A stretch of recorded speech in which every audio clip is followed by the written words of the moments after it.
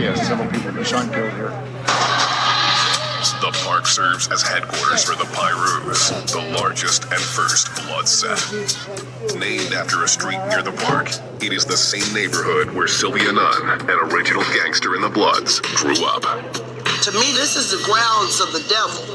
You have bombs, you have smokers, you might have syringes in the sandbox, you might have razors in the sandbox, you might have crack pipes in the sandbox.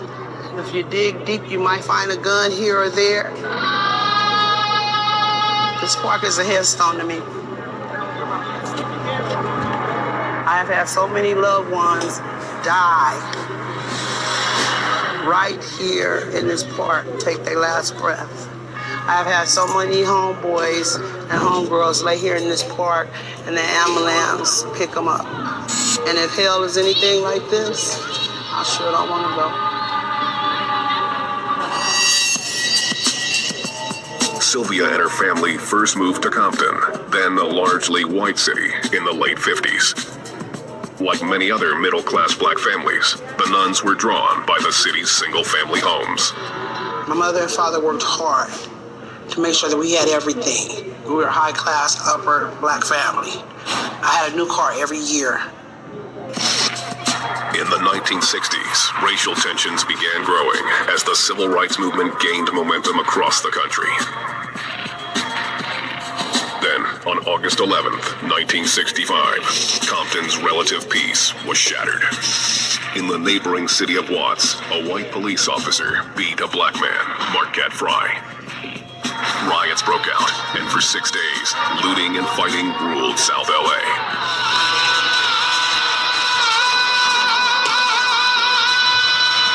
Carry a gun. Sylvia Nunn. She was the youngest girl that really hard at the park. Being 9 years old, she had a pistol always packed on her. Sylvia wanted to prove she was as tough as her older brother Marcus. So she jumped when his homies asked her to help rob a gas station. We walked over there, and they carried me on their shoulders. And then when they get up there, they walk up, she's in a booth. And they like, we finna rob this. You better not push no buttons. And then they took like the handle of their gun, bust the window out enough, and put me through it.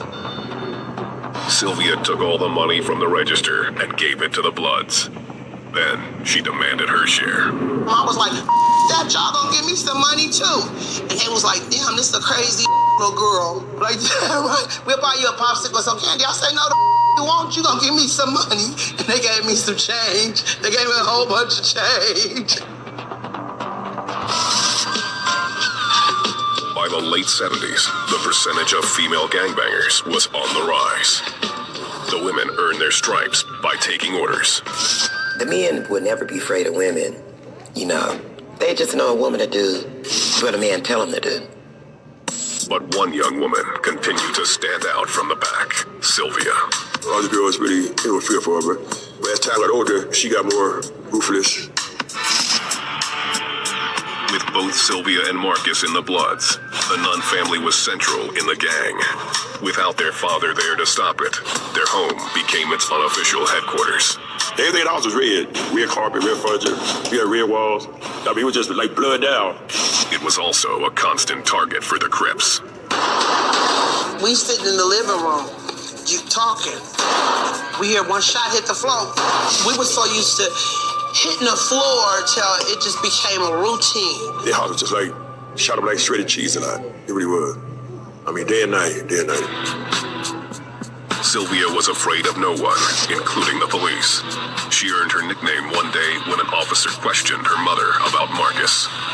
The police is telling my mother, I know you know with your son that you might as well tell us because we're going to kill him when we see him. And I took off on the police. Bam, you don't talk to my mother like that. And one of the police said, who like you is Rambo or somebody? And I turned around, kicked him, hit that one. I'm just doing what my dad told me to do.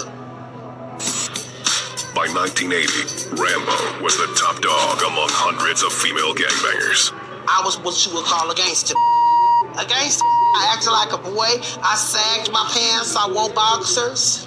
I would do the do-rag thing. I was gangster. Fight at the snap of the finger. You said, what? I done already hit you in the mouth. The rules changed, however, in the 1980s. A brand new drug appeared on the streets, and gang life would never be the same. Crack cocaine came to South Central, and the women went to the dogs. The men went to the dogs. Everybody was on crack cocaine.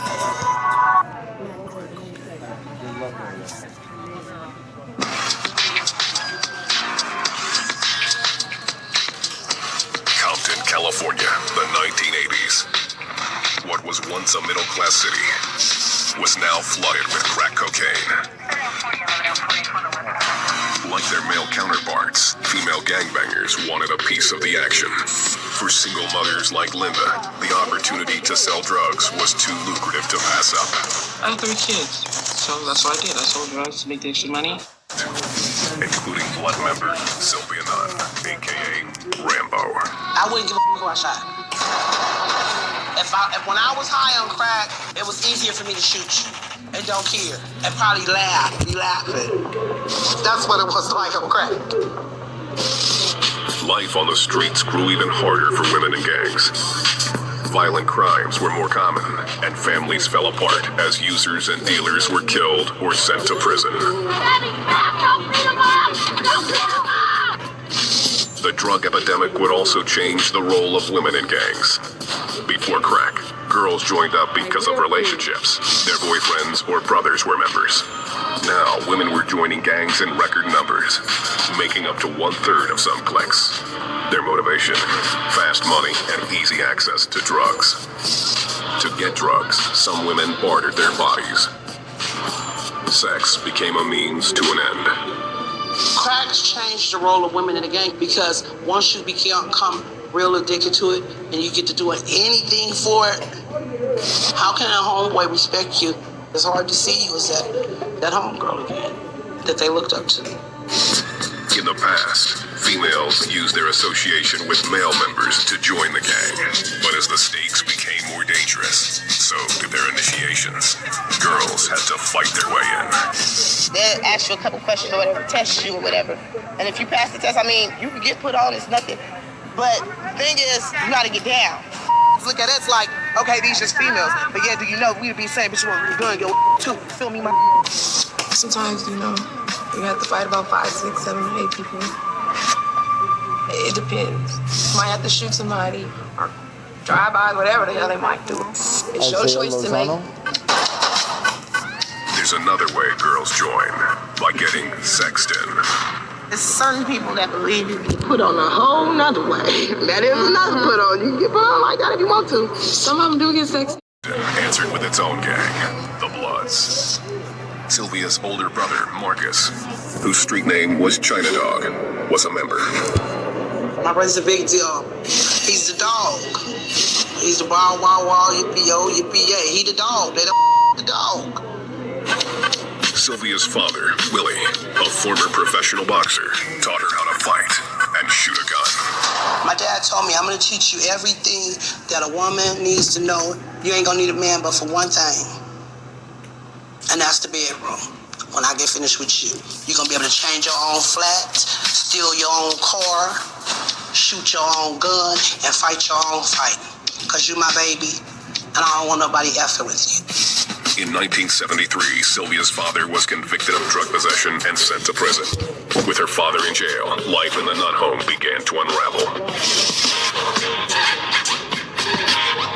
By the mid-70s, fighting between the Bloods and the Crips intensified, and gang membership exploded.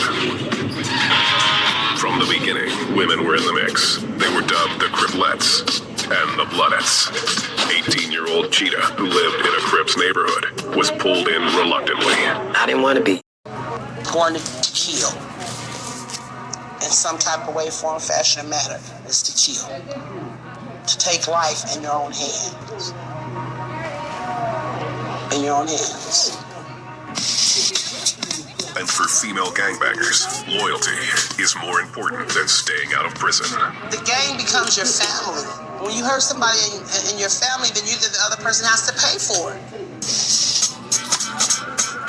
That mentality is what pulled Sylvia Nunn into the Bloods nearly 30 years ago. Her exploits earned her the street name Rambo. I would dress up like a dude. No makeup and fingernails and jewelry. All that would come off. Black shoes, black socks, black pants, black shirt, black coat, and a beanie. A red flag up under the beanie. And just put my work in. Boom, boom, boom, boom, boom.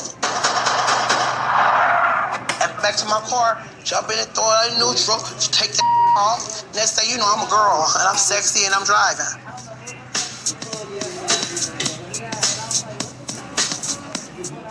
Sylvia dressed up like a man the day her brother Marcus was shot by the Crips. I went home, because I knew my dad hid his guns at, because I was planning on killing me a lot of Crips that day. What 16-year-old Sylvia did next sealed her transformation from girl to gangster. Shooting a gun. Shooting somebody. That first time.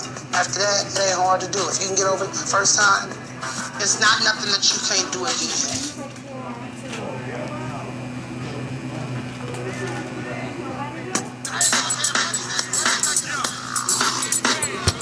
Compton, the original battleground for LA's violent street gangs. We coming. For real, you better keep y'all kids in the house, homie, because it's one town, homie. Yeah, that's going through the wall. That's real. Compton sits just 22 miles southeast of the ritzy streets of Beverly Hills. Yet the homicide rate is 6 times higher than the national average. For gangbangers here, like this Crip, young Guess, death is no stranger. I'm like kind of a professional mourner now, you know. Death don't really bother me like that. It hurt real bad when you love somebody and they die, but I don't give about it no more. Linda